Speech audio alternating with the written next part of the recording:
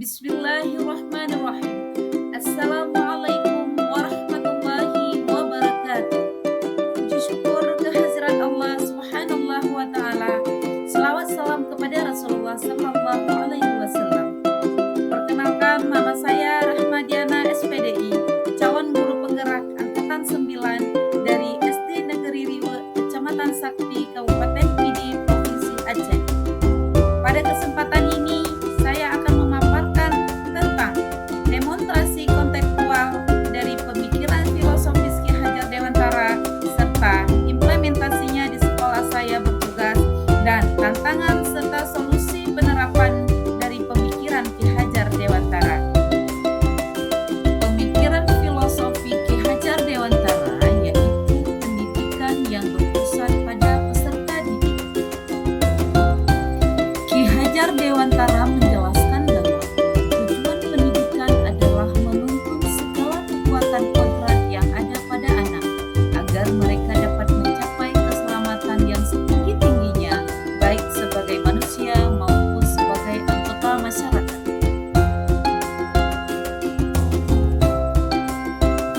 Ki Hajar Dewantara juga menjelaskan bahwa sebagai seorang pendidik, kita harus memperhatikan 3 hal dalam menghadapi peserta didik kita, atau 3 hal tersebut sering diistilahkan dengan trilogi pendidikan. Salah satunya adalah ing narsa sung tulodo. Maksudnya, bila guru berada di depan anak, maka guru tersebut menjadi teladan bagi anak didiknya. Sebagai seorang guru, kita wajib memberikan teladan atau contoh yang baik kepada peserta didik kita dengan cara menjaga sikap kita dan tutur kata kita yang nantinya akan dijadikan teladan oleh anak didik kita. Dan yang kedua adalah ing madya mangun karsa. Maksudnya, bila guru berada di tengah, maka guru akan membangun motivasi bagi siswanya. Di sini, kita sebagai seorang guru harus mampu memberikan motivasi atau dukungan positif bagi peserta didik kita, sehingga peserta didik termotivasi untuk mengikuti kegiatan pembelajaran. Dan yang terakhir, tuntuti handayani. Maksudnya di sini, bila guru itu berada di belakang, maka guru itu siap memberi dorongan kepada siswanya. Nah, kita sebagai seorang guru hendaknya mampu mendorong, mendidik, dan mengarahkan siswa pada pengalaman belajar yang lebih baik dan menyenangkan. Adapun peran pendidikan menurut Ki Hajar Dewantara yaitu 1. Menuntun anak mencapai kodratnya. 2. Tentang kehidupan. 3. Pendidikan budi pekerti. Dan yang terakhir, pendidikan yang berpihak pada anak.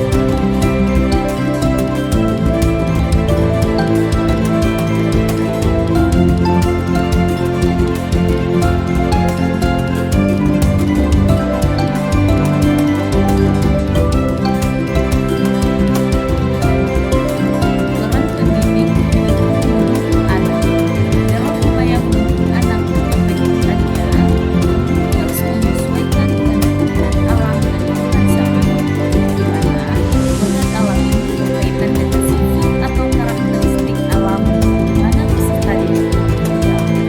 Kodrat zaman mengikuti perkembangan zaman peserta didik. Dalam proses menuntun, guru memberikan kebebasan kepada peserta didik, namun tetap diarahkan agar anak-anak tidak kehilangan arah, hendaknya dimotivasi. Kemudian Ki Hajar Dewantara juga mengibaratkan peran pendidik seperti seorang petani atau pekebun kehidupan. Sementara peserta didiknya diibaratkan sebagai biji tumbuhan yang disemai dan ditanam di lahan yang telah disediakan.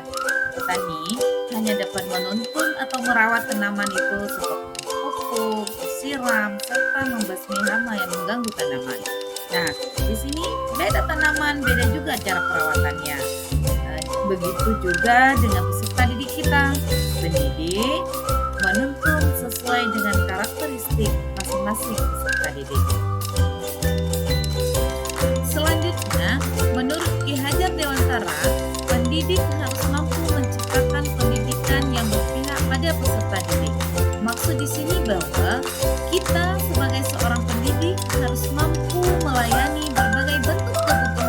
didik kita. Karena beda peserta didik, beda pula kebutuhan yang mereka butuhkan. Atau kita harus berorientasi pada peserta didik. Jadi, seorang pendidik memberi kemerdekaan kepada peserta didiknya dalam upaya mereka berpikir kritis, kreatif, dan mengembangkan dirinya untuk mencapai tujuan belajar. Dalam rangka menerapkan trilogi Ki Hajar Dewantara, di sekolah kami telah menerapkan penanaman karakter peserta didik melalui kegiatan pembiasaan, senyum, salam, sapa, sopan, dan santun, dan juga penanaman nilai cinta tanah air dengan pelaksanaan kegiatan upacara bendera setiap hari Senin, dan juga penanaman nilai religius seperti pembiasaan membaca Yasin pada setiap Jumat pagi, dilanjutkan dengan doa bersama, berselawat kepada Nabi Muhammad SAW, serta membaca Asmaul Husna secara bersamaan. Dalam upaya menerapkan pemikiran Ki Hajar Dewantara di sekolah tempat saya bertugas, di sini kami tidak lepas dari berbagai macam tantangan ataupun hambatan.